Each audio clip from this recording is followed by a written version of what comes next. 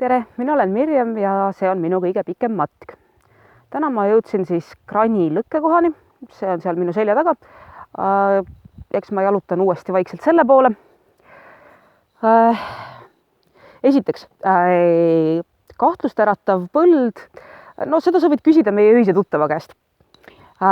Siis, mis ma söön ja mis ma joon ja niimoodi. Üks hetk.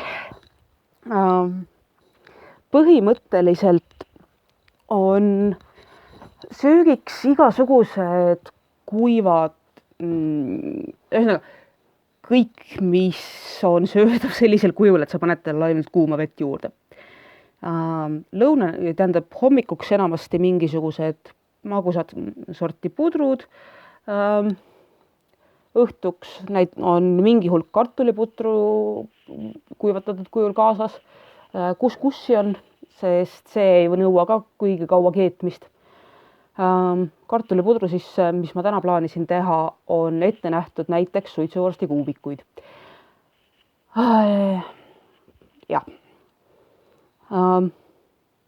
Ja siis on lõunased mäksid, mis on igasugused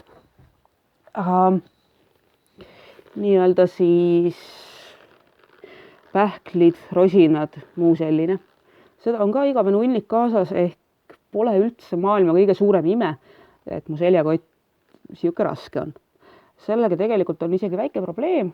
Eelmine peatus, mis ma siia tulles tegin, lõppes sellega, et mina ei jaksanud enam peaaegu omale seljakotti selga panna.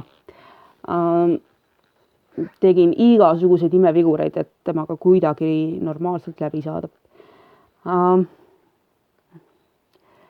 Ja täna on nähtud õudselt palju loomi või peaaegu nähtud õudselt palju loomi. Nähtud vähemalt linde. Tähendab, kui ma ärkasin, oli teisel pool kraavi minust üks toonekurg, kes vaatas mind niimoodi ühe silmaga ja teise silmaga ja otsustas, et see pole rohkem tähelepanu väärt ja sõi edasi. Millal ta ära läks, ma ei märganudki, igal juhul ei jalutanud ta nagu mööda teed minust kaugele, aga tema lendu tõusmist ma ka ei kuulnud. Metsja jälgi nägin enda arust, tähendab sõraline ja tagant väikeste tippude orkidega justkui, võiks nagu olla metsiga ja põdra jälgi. Aga mingi hetk läksin mööda ka mingist asjast, mis ma kahtlustan, et võis olla kopratamm, sest kui ma see küll ei tammitanud tervet kraavi, üsna seisva veega kraavi ära, aga kui ma sellele lähenesin, käis siuke väga isepärane mütsatus või tümpsatus või selline. Ja kuidas tervisega on? Tegelikult oli täna lihtsam kõndida kui eile.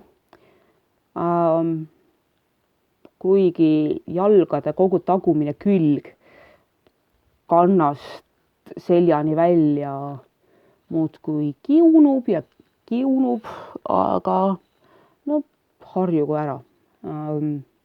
Lihasvalu kusjuures ei olegi nii hull, aga mingid kõõlused on natuke hellavõitu.